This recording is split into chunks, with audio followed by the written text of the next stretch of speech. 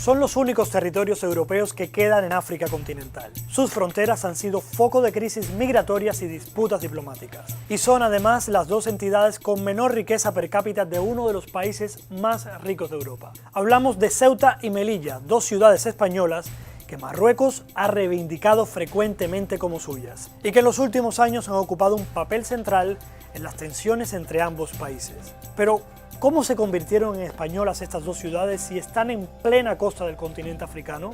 ¿En qué se ha basado Marruecos cuando reivindica la soberanía de Ceuta y Melilla? Te lo explicamos en este video.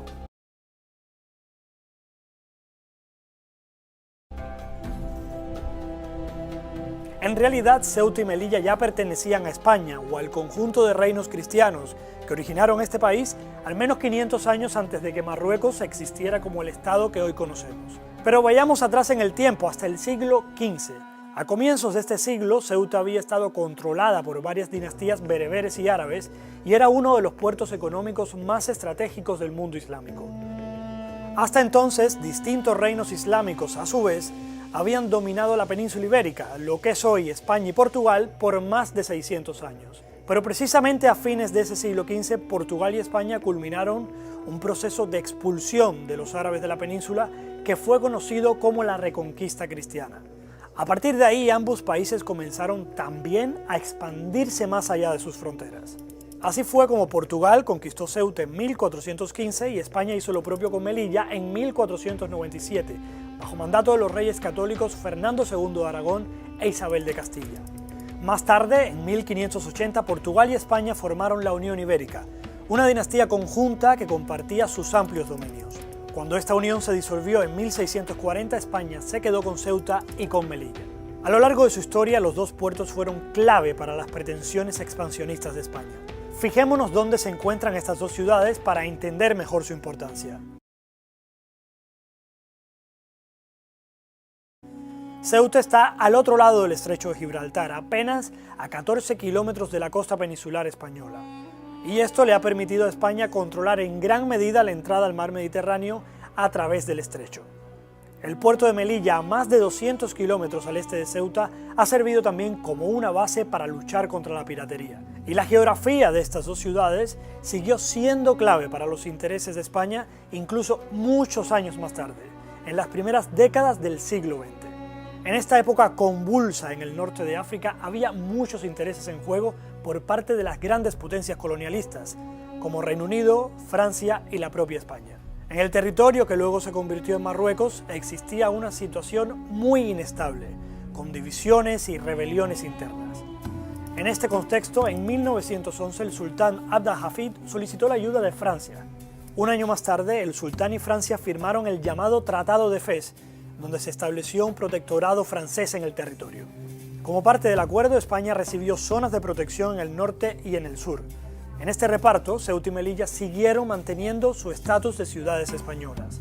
Durante los años del protectorado, estas zonas estaban bajo continuas amenazas de conflicto. Por eso el gobierno español solía mandar a las tropas mejor preparadas del momento. Y precisamente en Melilla, en 1936, se originó el levantamiento militar que dio lugar a la Guerra Civil Española, que acabó en 1939. El protectorado español en África culminó en 1956, cuando Marruecos alcanzó su independencia. Pero Ceuta y Melilla continuaron siendo españolas. Y es que por más de 5 siglos España ha considerado que estos territorios son parte inherente de su unidad. Pero para muchos musulmanes estas dos ciudades son un doloroso recuerdo de derrota y humillación, si cabe, ante el poder colonial cristiano. Prácticamente desde su independencia, Marruecos ha reclamado frecuentemente el fin de lo que ellos consideran una ocupación española en Ceuta y Melilla. Y estos no son los únicos territorios que Marruecos reivindica. Cerca de la costa marroquí, el Peñón de Vélez de la Gomera, el Peñón de Alucemas, las Islas Chafarinas y el islote de Perejil también son de España, aunque en estos territorios no vive población civil. Estas reclamaciones son parte de la idea del Gran Marruecos, en que los marroquíes piden también la soberanía sobre otras zonas del territorio norafricano, incluido el Sáhara Occidental. Pero cuando Marruecos presentó el caso de Ceuta y Melilla como territorios no autónomos pendientes por descolonizar, este fue desestimado por las Naciones Unidas.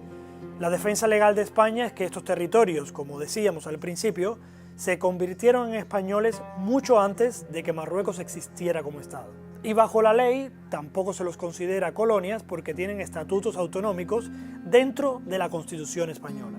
Es por ello que varios expertos opinan que para Marruecos sería difícil revertir ese estatus, aunque concuerdan en que podrían mantener sus reclamaciones como parte de una estrategia política.